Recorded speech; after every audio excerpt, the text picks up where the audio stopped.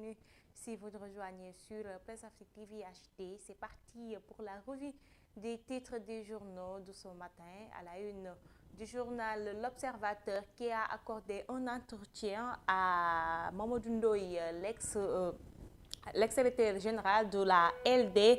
L'interview d'indignation, c'est le titre du journal. La fermeture de l'université est à la limite du sabotage selon Mamadou Ndoye. Toujours avec lui, normalement, Amadou Ba ne peut pas aller au deuxième tour. Il a fait aussi le bilan qu'il appelle bilan catastrophe de Macky. Pendant ce temps, Vox Pop s'intéresse sur la réintégration sur les listes électorales et fiches de parrainage.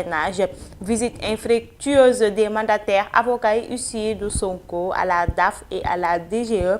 Les avocats de Sonko dénoncent une énième forfaiture et menace selon Ayib Daffé. Rue dans les brancards, nous avons vu un exercice de dilatoire, de cache-cache de la part de hauts fonctionnaires interdits d'accès.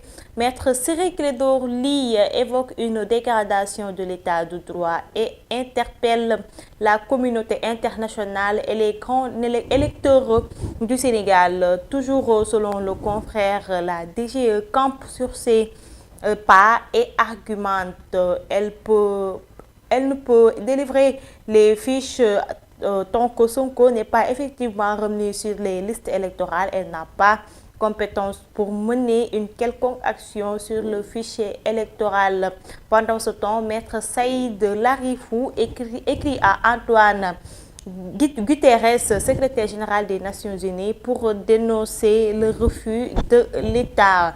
Toujours dans cette mouvance, les Échos se penchent, lui, sur le retrait aussi des fiches de parrainage du leader de l'ex-Pastef, les mandataires de Sonko, encore éconduit Ayib Daffé, son huissier et Maître Clédor Ciré Ly, empêchés d'entrer à la DGE. Pendant ce temps, Maître Moussa Diop écrit au juge caution à déposer à la caisse des dépôts de consignation. Le leader de Agir Jotna, écrit dans l'affaire de la mine de diamants présumée, a écrit une lettre de procuration qui doit être validée par le juge d'instruction du deuxième cabinet pour permettre à son mandataire de pouvoir déposer sa caution auprès de la CDC. L'avocat a décidé ainsi de permettre à son mandataire d'avoir accès à son compte. La balle est maintenant dans le cas du magistrat instructeur qui avait promis de se pencher sur la requête de l'ex-DG de Dakar Dem Dikk dans les 2 jours.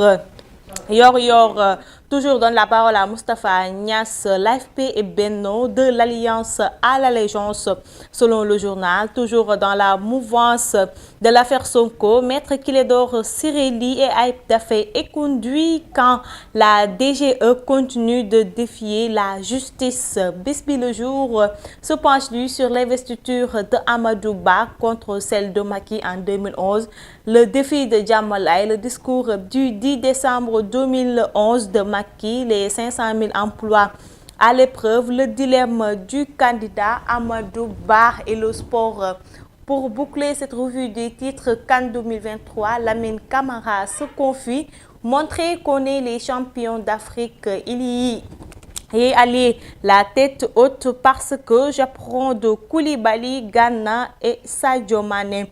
Suñu lamb, choc du dimanche, open press mercredi et jeudi, Thiaroye et Mbour attend Reug Reug et B52. Et c'était tout pour la revue des titres des journaux. Mesdames, Messieurs, merci de l'avoir suivi. Continuez à regarder nos programmes sur Presse Afrique TV HD et surtout à nous lire sur presseafrique.com. Quant à moi, je reviens à 10h pour le journal des JT.